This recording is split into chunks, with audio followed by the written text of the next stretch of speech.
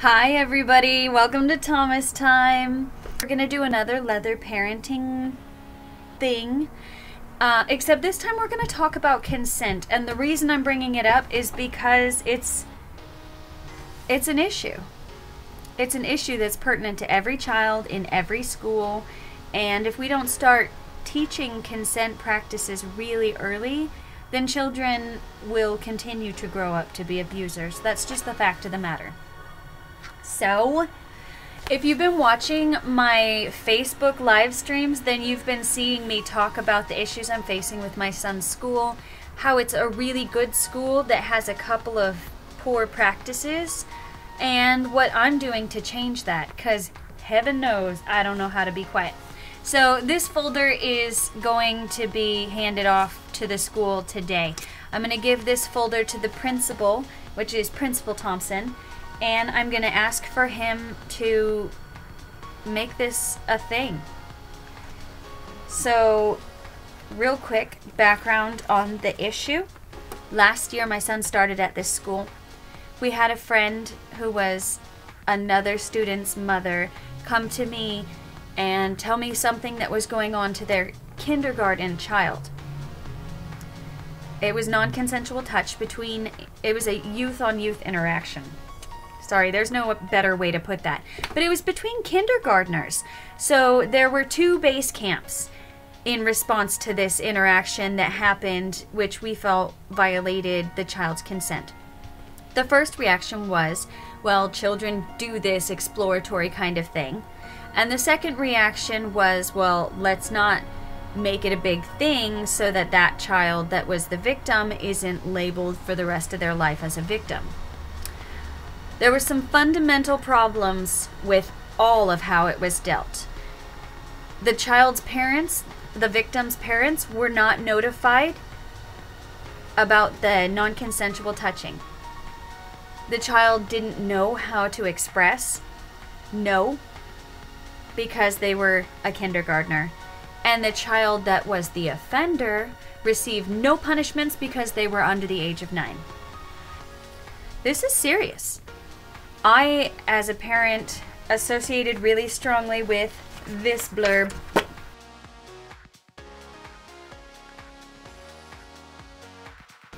I'm sure you've seen this all over the internet. God, I love that sparkle. It's the woman teaching her daughter about consent, and it has to do with like bath time consent to wash the child's body and things like that. But this phrase right here, I'm going to read to you. It says, as a sexual assault survivor, teaching my kid about consent is a form of activism. So last year when this issue occurred, I got a little bit of response, well, is your child one of the offenders? Is that why you're so adamant about this? And I didn't necessarily want to say, no, I was once a victim of sexual assault as a child, because then I felt like that would remove all validity of all of the statements for, and the insistence upon policy that I was presenting them with. And I know that that would have been the case because when it went to a student advisory committee, a get-together between the parents and the teachers, that many of the teachers shared stories of their own abuse. And far from invalidating this child's experience, they help to further the rape culture by making it seem like it's a normative thing. It's not normal. I realize that it happens to 8 out of 10 females born in America. Females meaning biologically assigned the feminine gender at birth. But that doesn't make it normal. And that doesn't make it okay.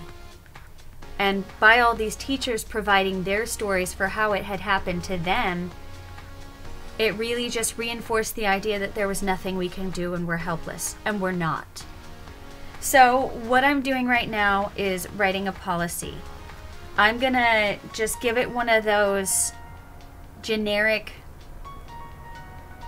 proposition names like Proposition HH or Proposition 60, which you've heard me discuss on the channel before. I'm gonna call it Proposition CC. And I feel like if there's anybody out here listening to what I'm talking about and you feel similarly, or you want to help me, or you have advice for me in getting this consent policy affirmative consent policy implemented in my son's charter school, by all means, reach out to me. I make myself very accessible for this reason exactly. This is my activism. And being that I am the parent of a child who was born and labeled masculine at birth, I feel like it is my duty to raise that child, whether they grow up to be male, female, or anywhere in between, about consent. Because, you know, Lyndon will be a powerful person when they grow up, and with great power comes great responsibility. And teaching consent, I feel like, is the most basic thing that I can do to ensure that my child doesn't grow up to be an abuser.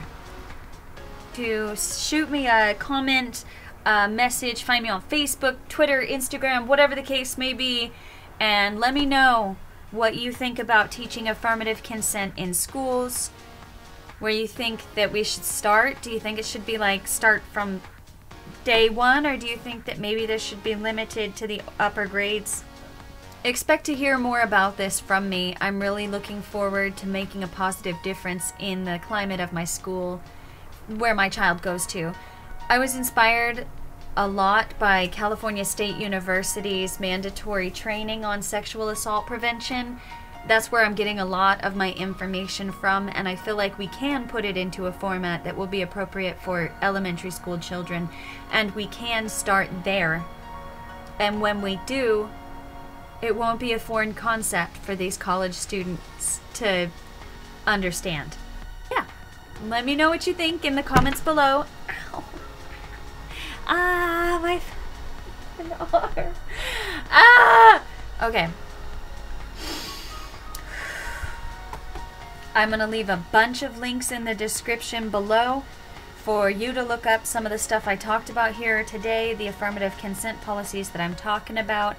On my website, I'm going to go ahead and publish a PowerPoint presentation and a letter to schools about affirmative consent policy, and you can let me know what you think of those things and the ways that I can improve them. And I sure do appreciate your support and your input. Thanks so much, everybody. Don't forget to subscribe, and I'll see you next time on Thomas Time.